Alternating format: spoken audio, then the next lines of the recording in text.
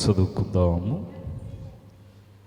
ఎఫెసీయులకు రాసిన పత్రిక మొదటి అధ్యాయము.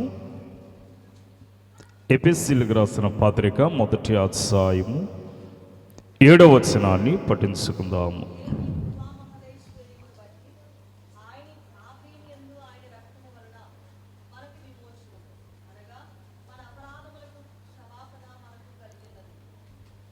ప్రార్థన చేసుకుందాం. మహోన్నతుడును మహాఘనుడవైన మా తండ్రి,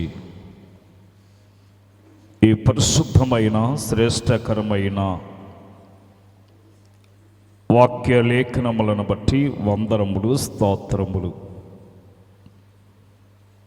ఈ సిలువ ధ్యాన దీక్షా కార్యములలో నీ సిలువని మేము తలంచుచూ ఉండగా సిలువ యొక్క విలువని మేము గ్రహించి కృప మాకు అనుగ్రహించమని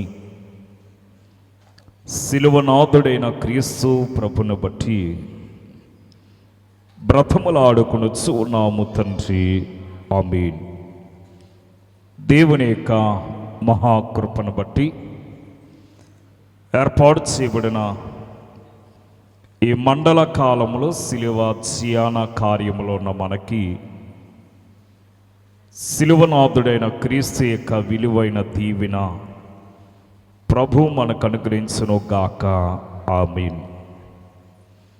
నేటి మన యొక్క వాక్యాంశం ఏమిటంటే, సిలువ వేయబడిన క్రీస్తు అనే మాటను మనము వాక్యములో నుండి కొన్ని విషయాలు మనము నేర్చుకుందాం. ఇందులో కొన్ని విషయాలు మనకి కనబడుతూ ఉన్నవి. వాటిని మనము అవగాహన చేసుకుంటూ వాటిని మనము నేర్చుకుంటూ ప్రభువు మనకి ఇచ్చిన వాటిలో ఒక 4 ప్రాముఖ్యమైన మాటలు ఇందులో మనకి అగపడుతూ ఉంటవి. ఒకటి, క్రీస్తును వెంబడించాలి. రెండవది, క్రీస్తును ప్రకటించాలి. క్రీస్తుని వెంబడించాలి, క్రీస్తును ప్రకటించాలి, క్రీస్తు యందు అతిశయించాలి. నాలుగవది, క్రీస్తునందు జీవించాలి. ఈ 4 విషయాలు ఈ రాత్రికాల సమయంలో మనము నేర్చుకుందాము. ఏమిటి యొక్క మరి క్రీస్తును ఎలాగో మనం వెంబడించాలి? లూకాసు వార్త 9వ అధ్యాయము 23వ వచనములో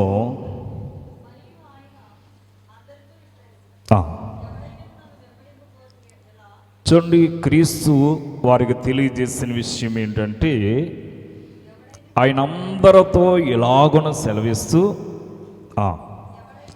ఎవడైనను నన్ను వెంబడింప కోరిన ఎడల తన్ను తాను ఉపేక్షించుకుని ప్రతిదినము తన సిలువను ఎత్తుకుని నన్ను వెంబడింపవలను. క్రీస్తు యొక్క ఆదేశానుసారంగా ప్రవర్తించడము, తదనుగుణముగా జీవించడము, ఆయనను వెంబడించడము, క్రీస్తును వెంబడించడానికి ఒక అర్హత కావాలి మనకి. క్రీస్తును వెంబడించడానికి గల అర్హత ఏమిటి? ఈ లోకములో మనము అనేక సభా సమావేశాలకు వెళ్ళేటప్పుడు ఒక అధికారి మన మధ్యకు వచ్చేటప్పుడు అతని ప్రక్కన కూర్చోవటానికి కూడా మనకేముండాలి? ఒక అర్హత ఉండాలి. అనగా మన గ్రామానికి ఒక కలెక్టర్ గారు వచ్చారంటే కలెక్టర్ గారి యొక్క ప్రక్కని కూర్చోవటానికి కొంత అర్హత. అలాగని ఒక ఎంపీ గారు ప్రక్కన కూర్చున్న అర్హత, ఒక ఎమ్మెల్యే గారు ప్రక్కన కూర్చున్న అర్హత మనం కలిగి ఉండాలి. దానికి లోకములోని ఇటువంటి అర్హతలు మనము గమనిస్తూ ఉంటే, మరి పరలోక సింహాసనమును అతిథించినటువంటి క్రీస్తుని, లేక తండ్రి అయిన దేవుని కుడిపార్శ్వమున కూర్చునే అర్హత మనం కలిగి ఉండాలంటే మనం ఈ స్థితిలో ఉండాలి. యోహాను సువార్త 12వ అధ్యాయములో 26వ వచనములో ఒక మాట ఉంది.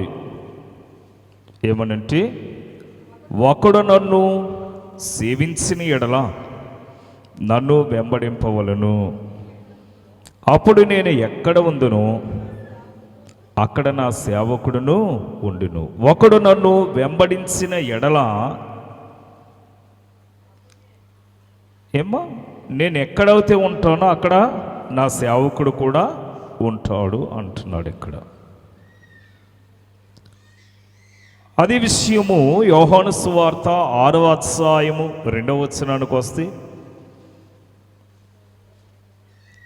యోహాను సువార్త 6,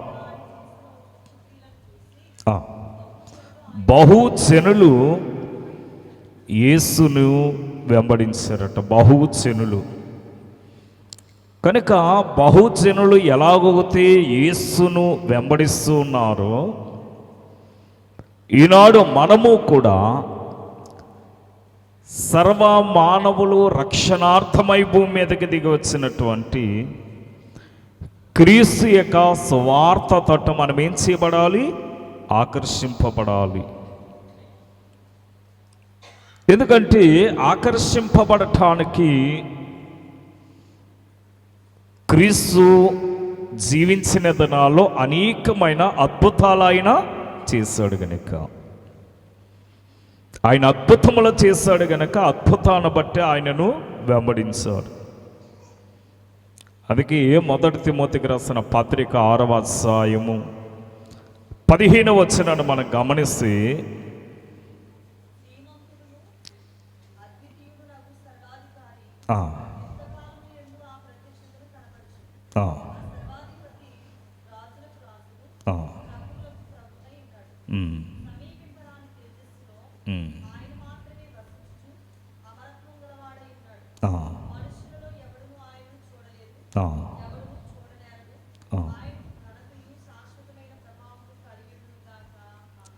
కనుక తిమోతి గారు ఏమంటున్నాడు ఇక్కడ?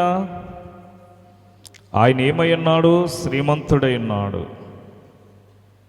కనుక ఈ యొక్క శ్రీమంతుడైనటువంటి క్రీస్తును మనం ఏం చేయాలి? ఇప్పుడు వెంబడించాలి.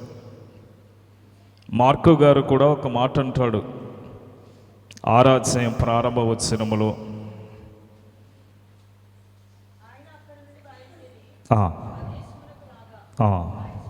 ఆయన శిష్యులు ఆయనను వెంబడించిరి. కనుక ఈయన శ్రీమంతుడై ఉన్నాడు, ఈయన ఘనత వహించిన వాడై ఉన్నాడు, అనేకమైన అద్భుత కార్యములు చేసిన వాడై ఉన్నాడు, అనేకుల యొక్క మేలు కోరుకునేవాడై ఉన్నాడు. కనుక ఆయనకు అనేక మంది సేవకులై ఉన్నారు. అందుకని ఈ పరమార్థ జ్ఞానైనటువంటి యోహాను గారు ప్రకటన గ్రంథం 19వ అధ్యాయము 14వ వచనములో ఒక తెల్లని గుర్రాన్ని చూపిస్తూ, ఈ తెల్లని గుర్రమునికి ఆయనను 19-14వ వచనంలో అనుకుంటా,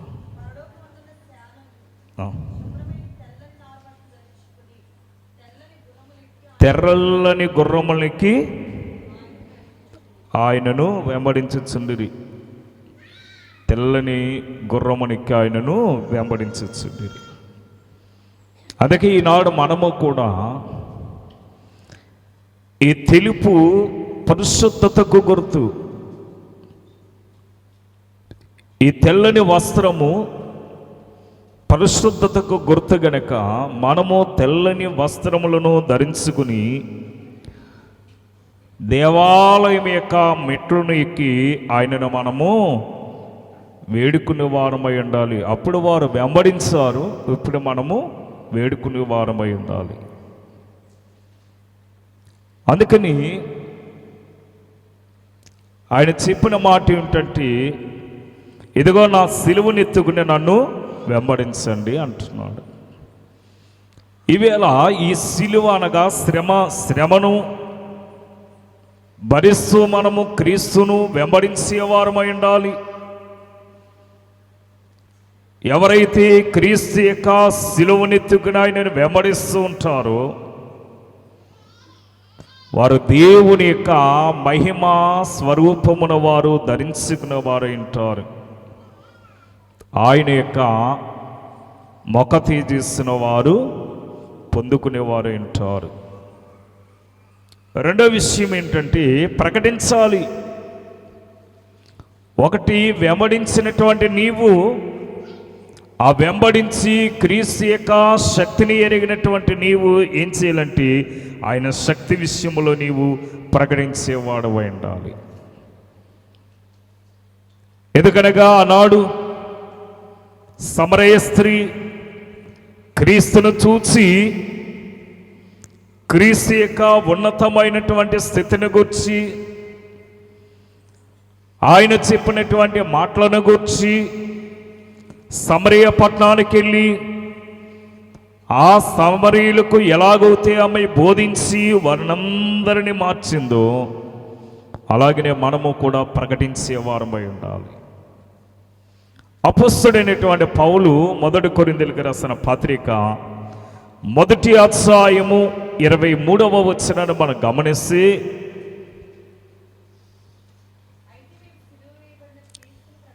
చూడండి అక్కడ ఏమంటున్నాడంటే, అయితే మేము సిలువ వేయబడిన క్రీస్తుని మేము ప్రకటించుచున్నాం. ఎవరిని ప్రకటించాలో మనము? సిలువ వేయబడిన క్రీస్తుని మనము ప్రకటించేవారమై ఉండాలి.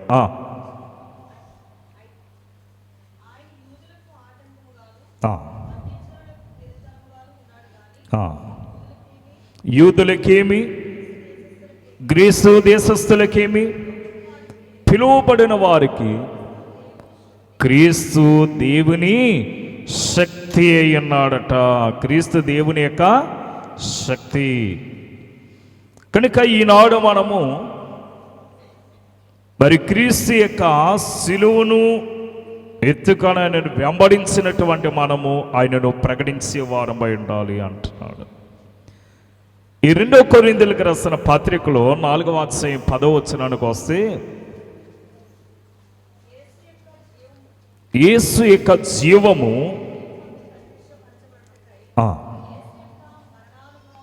యేసు యొక్క మరణ అనుభవమును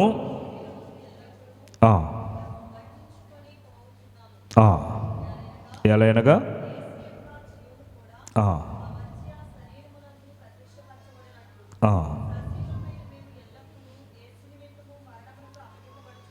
చూడండి, సజీవమైనటువంటి మనమట ఎల్లప్పుడూ కూడా మరి యేసునందు మనము అప్పగింపబడుచున్న వారమై ఉన్నాము కనుక మనం ఎల్లప్పుడూ కూడా క్రీస్తుని ఏం చేయాలట? ప్రకటించే వారమై ఉండాలి. క్రీస్తును ప్రకటించాలి. పౌలు తన సిలువనెత్తుకుని సాత్వికముతో సిలువ సువార్తను లోకానికి ఏ విధముగా అయితే ప్రకటించాడు, సిలువ వేయబడిన క్రీస్తుకి సాక్షిగా నిలిచిపోయాడు. మనము కూడా క్రీస్తు రూపమును ధరించి లోకానికి సిలువ వేయబడిన క్రీస్తును ప్రకటించితే మన ఎడల దైవ సంకల్పమై ఉన్నదట. అందుకనే వాక్యములో ఒక చక్కని మాట ఏమంటాడంటే, 1 సమూయేలు గ్రంథము 16వ అధ్యాయము 7వ వచనాన్ని మనం గమనిస్తే, 1 సమూయేలు గ్రంథం, యెహోవా సమూయేలుతో ఇలాగూ సెలవిచ్చును, అతని రూపమును అతని ఎత్తును లక్ష్య పెట్టవద్దు, మనుషులు లక్ష్య పెట్టు వాటిని యెహోవా లక్ష్య పెట్టడట. మనుషులు దేని లక్ష్య పెడతారు? సంభర్యాన్ని చూస్తారట, ధనాన్ని చూస్తారట.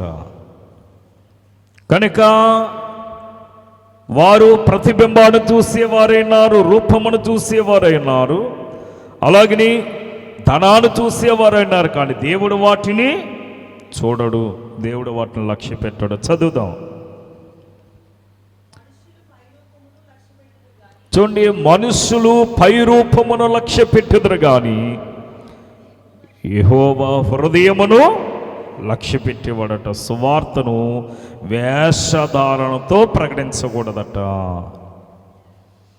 అంటే వారు భాగ్యవంతులని, భాగ్యవంతుల వలె, లేక వారు చాలా రూపవతులై ఉన్నారు, సుందరవతులై ఉన్నారని సువార్తను ప్రకటించకూడదు.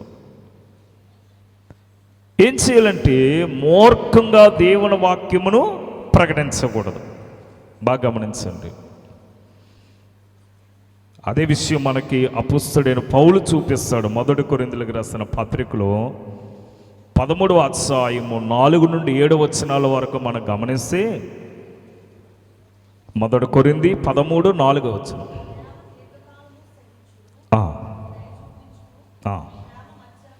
ప్రేమ మత్సరపడదు, ప్రేమ డంబముగా ప్రవర్తించదు, అది పొంగదు, అమర్యాదగా నడవదు,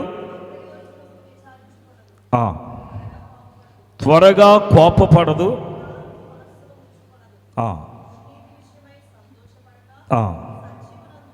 సత్యమునందు సంతోషించును,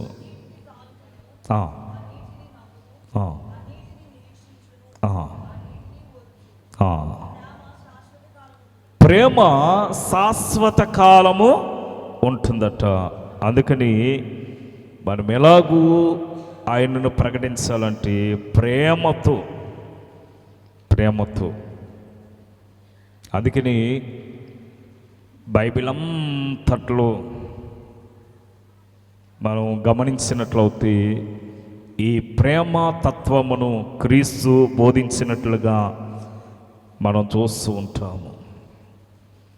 అందుకే వాక్యములో ఒక మాట అంటాడు, ప్రేమ లేనివాడు నావాడు కాడు అంటున్నాడు. అంటే ఎప్పుడైతే మనం ప్రేమ కలిగి జీవిస్తూ ఉంటామో, ఎప్పుడైతే మనం ప్రేమ కలిగి నడుచుకుంటూ ఉంటామో, అప్పుడు క్రీస్తు యొక్క సువార్తను మనము ప్రకటించే వారమై ఉంటాము. క్రీస్తు యొక్క సువార్తను మనము వెంబడించే వారమై ఉంటాము. అందుకే మూర్ఖంగా దేవుని యొక్క వాక్యాన్ని ప్రకటించకూడదు. ఎలా ప్రకటించాలట? సాత్వికంతోనూ, దీన మనసుతోనూ, ప్రేమతోనూ మనము సువార్తని ప్రకటించేవారమై ఉండాలి. పౌలు గారు గలతీ సంఘంతో కూడా ఒక మాట తెలియజేస్తాడు.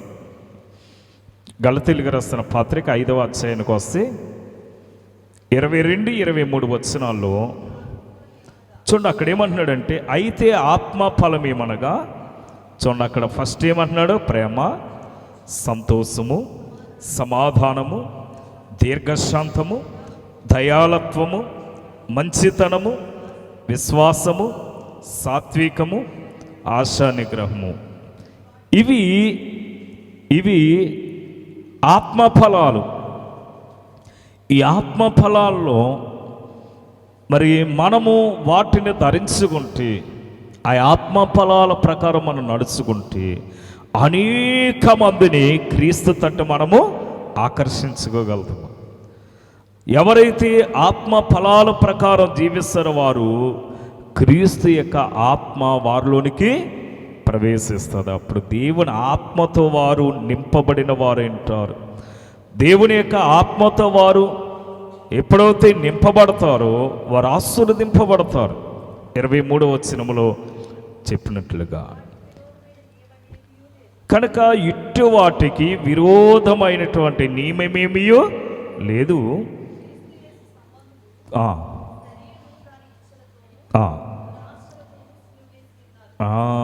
కనుక క్రీస్తు యొక్క విరోధులట ఏం చేస్తారు? కనుక వారు స్వార్థముతో శరీరానుసారముగా క్రీస్తుని సిలువేశారట. అందుకని ఇక్కడ మనము ఎలాగ ఉండకూడదంటే వాదముతో వాక్యమును ప్రకటించకూడదట.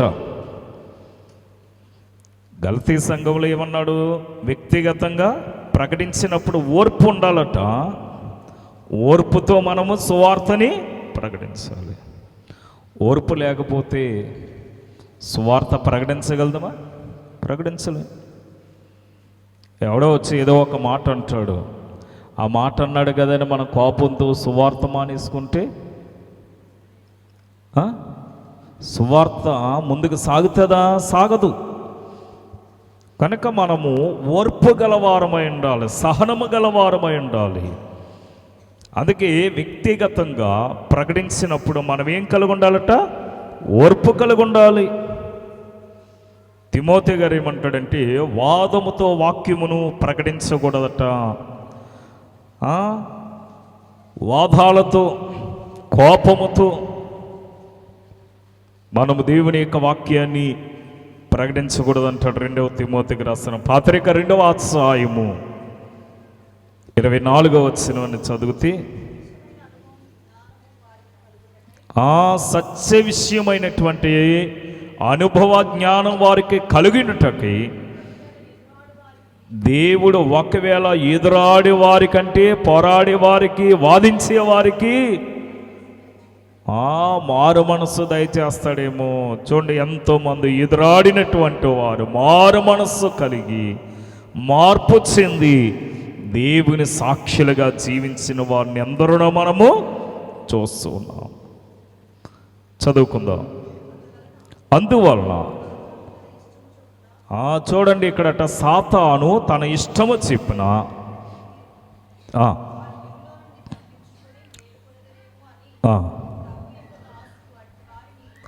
ప్రభు యొక్క దాసుడు అట్టి వారి విషయములో సాత్వికముతోను జగడమాడక, వారితో జగడమాడకుండగా ప్రేమతో అందరి ఎడల సాధువుగాను బోధింప సమర్థుడుగాను కీడును సహించేవాడుగాను ఉండవలనట. జగడమాడేవాడిని ప్రేమతో పిలిచి కూర్చోబెట్టాలి. అలాగే కూర్చోబెట్టాం మనం కొంతకాలం. అయినా జగడం అనేది చాలా భయంకరమైనదట. ఇక్కడ అంటున్నాడు, సాతాను వారిని ఏం చేస్తుందట? వాడుకుంటుందట, వాళ్ళని చెరబట్టిపోద్దట. నిలకడగా కూర్చొనివ్వదు పాపం, వాక్యం వినేదినివ్వదు, వాక్యం వారి యొక్క హృదయంలోనికి రానివ్వదట. వాదముతో వాక్యాన్ని మనం ఏం చేయకూడదు? ప్రకటించకూడదట. ఇంకా చూస్తే 26 వచనం వరకు చూడండి. లూకాసు వార్త 14వ అధ్యాయము 16వ వచనం.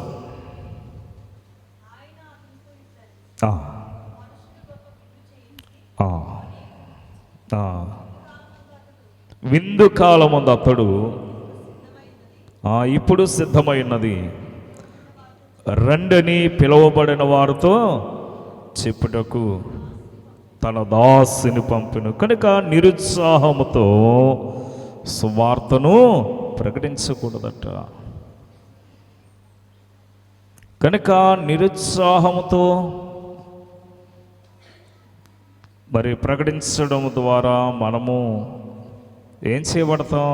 నిరుత్సాహపడతాము. చూడండి, పిలవబడిన వారు అనేకులు, ఏర్పాటు చేయబడిన వారు కొందరట. పాపం చక్కని విందును ఏర్పాటు చేసి అనేకులను, వారికి కావలసిన వారిని, వారు హోదాకి సరిపోయినటువంటి వారిని ఏం చేశారట? పిలిచారు. కానీ అందులో ఒక్కొక్కడు నపాలు చెప్పుకుంటూ మానేశారు. కానీ నిరుత్సాహపడకుండా బయట ప్రకటన చేయమన్నాడు. బయట ప్రకటన చేశారు. వారందరూ వచ్చి తృప్తిగా భోజనం చేశారు.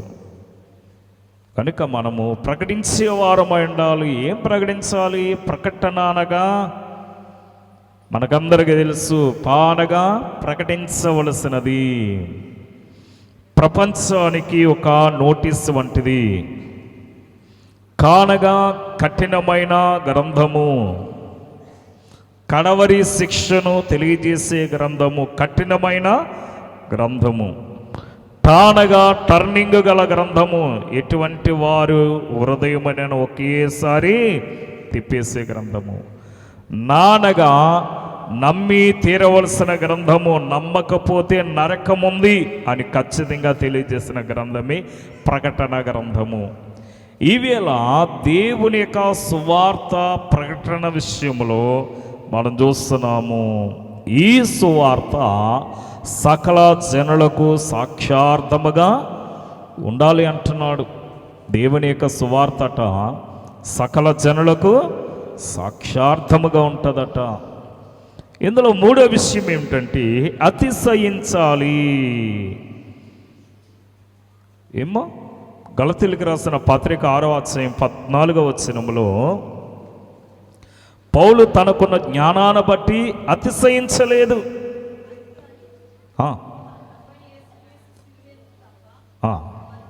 చూడండి, అయితే మన ప్రభు అయిన యేసు క్రీస్తు సిలువ యందు తప్ప మరి దేని యందును అతిశయించుట నాకు దూరమగునుగా కంటున్నాడు. అంటే ఏ విషయములైనా సరే పౌలు గారు అతిశయించవచ్చు.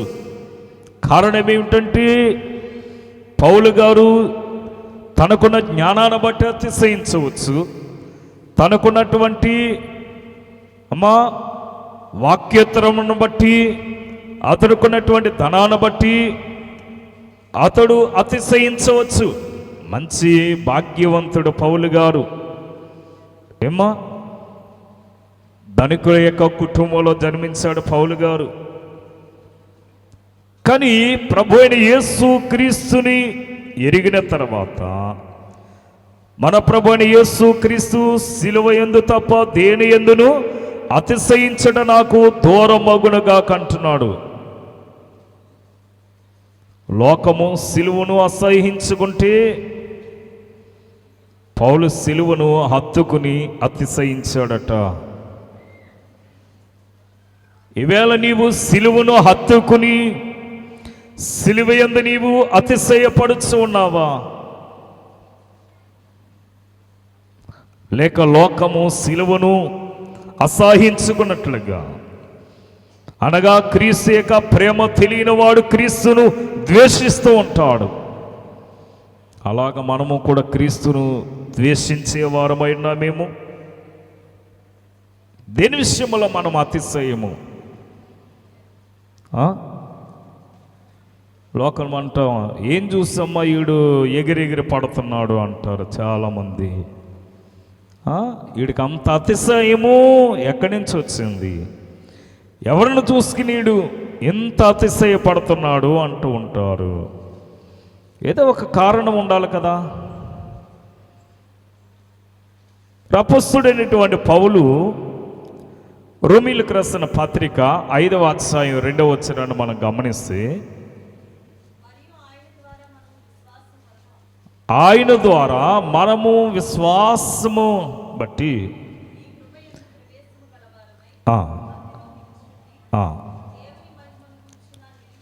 చూడండి, బాగా గమనించండి. దేవుని మహిమను గూర్చిన నిరీక్షణను బట్టి అతిశయపడుతున్నాము. నిరీక్షణను బట్టి బాగా గమనించండి, నిరీక్షణను బట్టి అతిశయిస్తూ ఉన్నామట మనం దేవుణ్ణి బట్టి. ఎందుకంటే మనకు ఒక నిరీక్షణ ఉంది, క్రైస్తవులైన మనకు ఒక నిరీక్షణ ఉంది. ఏమిటా నిరీక్షణ అంటే, ప్రభు అయిన యేసు క్రీస్తు అతి త్వరలో రానున్నాడు. ఆయన రాగానే ఆయనను ధరించుకున్న వారిని ఆయన ఏం చేస్తాడట? హత్తుకుని తీసుకెళ్తాడట. తెస్సలోనికి రాసిన ఆ సంఘముతో పౌలు గారు ఒక మాట అంటాడు. రెండవ తెస్సలోనికి రాసిన పత్రిక 1:4 గమనిస్తే, అందువలన మీ హింసలన్నిటిలో మీరు సహించుచున్న శ్రమలలోను మీ ఓర్పును విశ్వాసమును చూచి మేము దేవుని సంఘములలో మీ యందు అతిశయపడచాం. తెస్సలోనికీయ సంఘమును బట్టి పౌలు గారట అతిశయిస్తూ ఉన్నాడట. ఆ తెస్సలోనిక సంఘానికి వచ్చినటువంటి శ్రమలను చూసి వారు ఎన్ని శ్రమలు వచ్చినా వారు ఓర్చుకుని, ఎన్ని శ్రమలు వచ్చినా వారు భరించుకుంటూ దేవుని యందు విశ్వాసములో వారు కొనియాడుచూ ఉండగా వారి కొరకు పౌలు గారు దివారాత్రులు ప్రార్థన చేస్తూ ఆ సంఘము కొరకట ఆయన దేవుని సన్నిధిలో కన్నీరు కారుస్తూ అతిశయిస్తూ ఉన్నాడట. దేని బట్టి అంటే సంఘమును బట్టి అతిశయము. ఎవరికి? పౌలు గారికి. ఏమ్మా, అందుకే కీర్తనకారుడు ఏమంటాడంటే, నీతిమంతులు నన్ను బట్టి అతిశయపడుదురు అంటున్నాడు. నీతిమంతులు నన్ను బట్టి. కీర్తనల గ్రంథము 142వ అధ్యాయము 7వ వచనాన్ని మనం గమనిస్తే,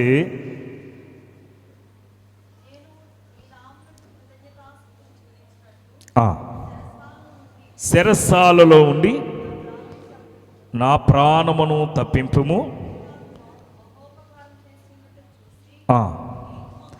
నీతిమంతులు నన్ను బట్టి అతిశయపడుదురు అంటున్నాడు. ఈవేళ మనము క్రీస్తు పడిన శ్రమలను మనం గుర్తించాలి. ఆ శ్రమలలో మనము కూడా పాలువారమై ఉండాలి. శ్రమలను బట్టి అతిశయపడాలి. శ్రమలను బట్టి మనము ఆశీర్వదింపబడాలి. అందుకే వారు ఆ శ్రమలను బట్టి ఏం చేస్తున్నారట? అతిశయ పడుదురు అంటున్నాడు. మొదటి కొరింథీయులకు రాసిన పత్రికలో అపొస్తలుడైనటువంటి పౌలు 1వ అధ్యాయం 31వ వచనములో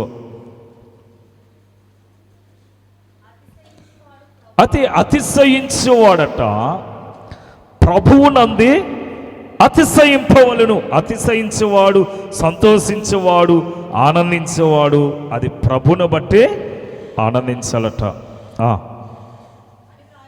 అని వ్రాయబడినది నెరవేరినట్లు దేవుని మూలముగా ఆయన మనకి ఏమనుగ్రహిస్తున్నాడట? జ్ఞానమును, నీతియు, పరిశుద్ధతయు, విమోచనమును ఆయను. ఈవేళ మనము అతిశయించేవాడు ప్రభువునందే అతిశయిస్తూ ఉన్నాడు కనుక ఎవరైతే ప్రభువునందు అతిశయిస్తారో వారికి ఇవన్నీ కూడా లభిస్తూ ఉంటాయట. ఇవన్నీ కూడా వారు పొందుకుంటారు. అందుకే ఈవేళ మనము క్రీస్తునందు మనం ఏం చేయాలి? అతిశయించాలి. ఈవేళ క్రీస్తును నమ్ముకున్నందుకు మనం గర్వించాలి. అవునా కదా? ఏమ్మా, క్రీస్తునందు మనం ఏం చేయాలి? అతిశయపడాలి. క్రీస్తు మనల్ని రక్షించి రక్షకుడు. ఆయన మనల్ని సంరక్షించేవాడై ఉన్నాడు. ఆయన మనల్ని కాపాడేవాడై ఉన్నాడు. ఇంకా మనం గమనిస్తే 4వది ఏంటంటే జీవించాలి.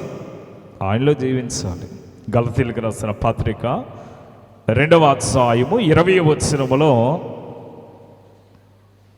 గలతీ 2:20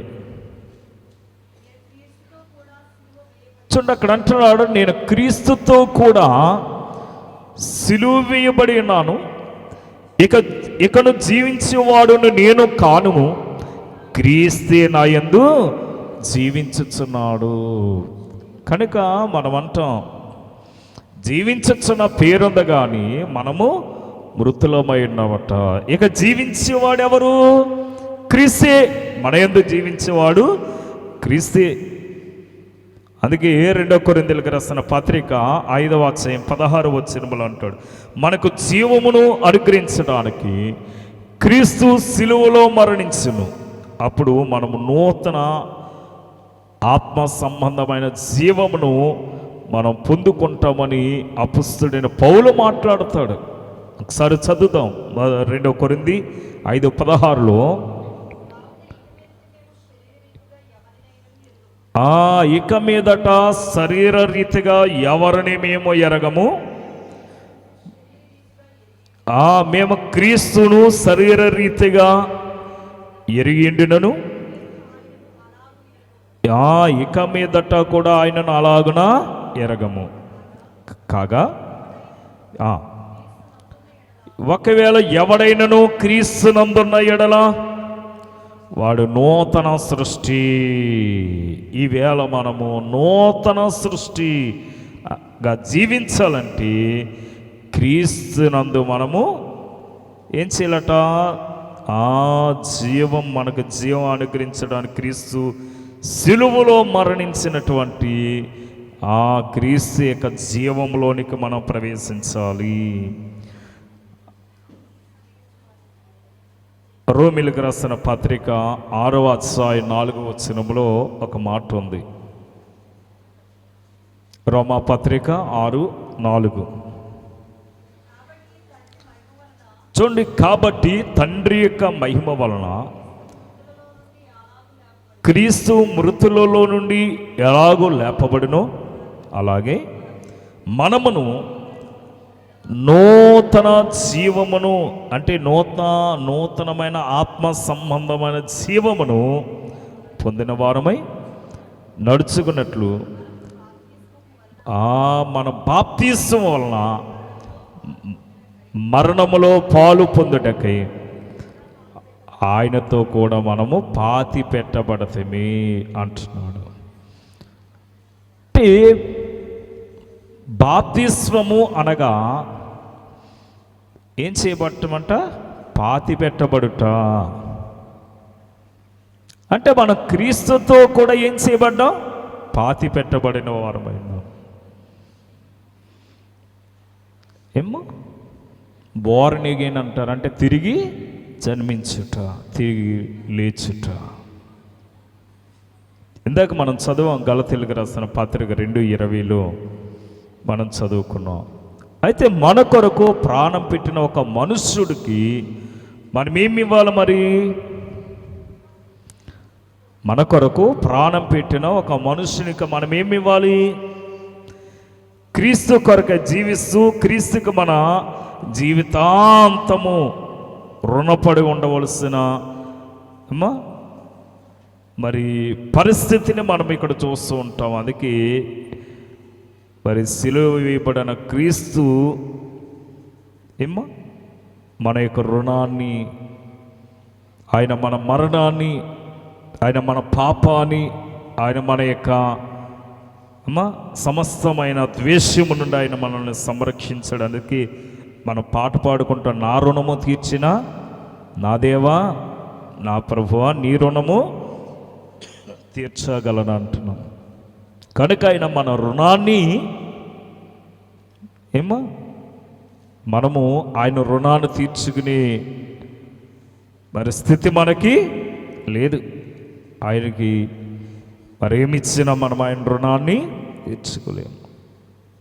అందుకే 2 కొరింథీయులకు రాసిన పత్రిక 5:15లో ఆ విషయాన్ని చూపిస్తాడు. ఇప్పుడు 2 కొరింథీ 5:15లో అదిగో చూడండి ఏమంటున్నాడు ఇక్కడ? జీవించే వారిక మీదట తమ కొరకు కాక తమ నిమిత్తము, జీవించే వారిక మీదట తమ కొరకు కాక తమ నిమిత్తము మృతి పొంది తిరిగి లేచిన వాని కొరకే జీవించుటకు ఆయన అందరి కొరకు మృతి పొందినని నిశ్చయించుకునిచున్నామంటున్నాడు.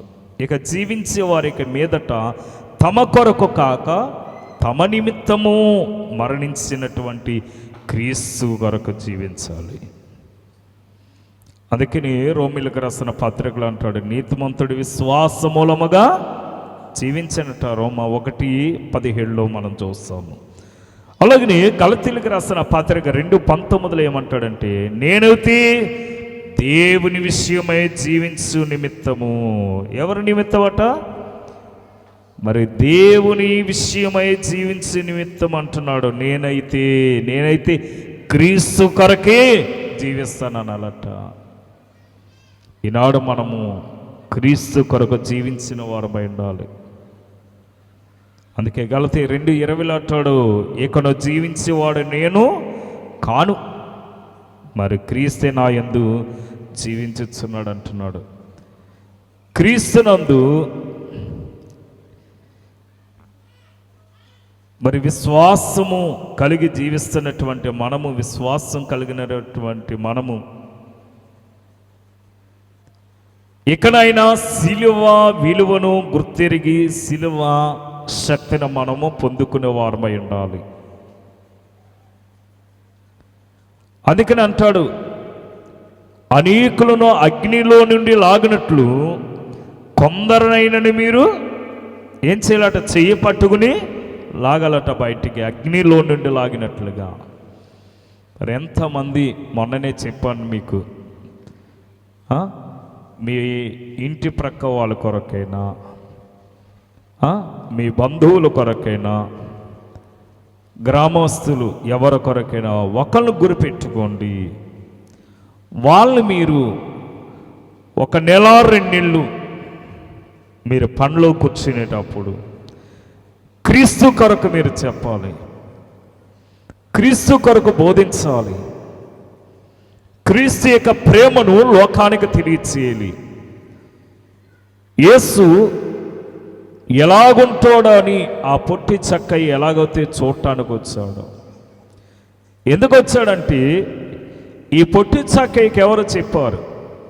యేసు ప్రభు చనిపోయిన మగ్దలేని మరియా సహోదరుడైన లాజరుని బ్రతికించాడని. అంటే చనిపోయిన వాడిని బ్రతికించినటువంటి వాడు ఎలాగుంటాడో చూడాలని తన వ్యాపారాన్ని వదిలిపెట్టాడు, క్రీస్తుని చూడటానికి బయలుదేరాడు. నీకెన్ని పనులున్నా విడిచిపెట్టు, ఒక ఆత్మ రక్షింపబడుట. ఒక ఆత్మను దేవుని సన్నిధికి తీసుకురావటం ఇది దేవుడు మనకిచ్చినటువంటి గొప్ప భాగ్యమని ఎంచుకోలట. ఒక ఆత్మ నీ మూలముగా రక్షింపబడితే అది నీ కుటుంబానికి ఆశీర్వాదము, అలాగని నీకు దీవెనకరం. అటువంటి గొప్ప ధన్యత దీవెనను కలిగి ప్రభువును ఆరాధించే గొప్ప స్థితి ఈ సిలువ ధ్యాన దీక్ష కార్యములలో ప్రభువు మనకు అనుగ్రహించును కాక. ఆమేన్. కృపానిధివైన మా తండ్రి, కొన్ని విషయాలు నీ సిలువను తలంచుకుని ఈ 4 విషయాల్ని వివరించుకునే గొప్ప ధన్యత మాకు ఇచ్చావు ప్రభా. ఏకీవించిన ప్రతి బిడ్డను కూడా దీవించి ఆశీర్వదించమని యేసు నామములో వేడుకొనుచు ఉన్నాము తండ్రి. ఆమేన్. మరణాత.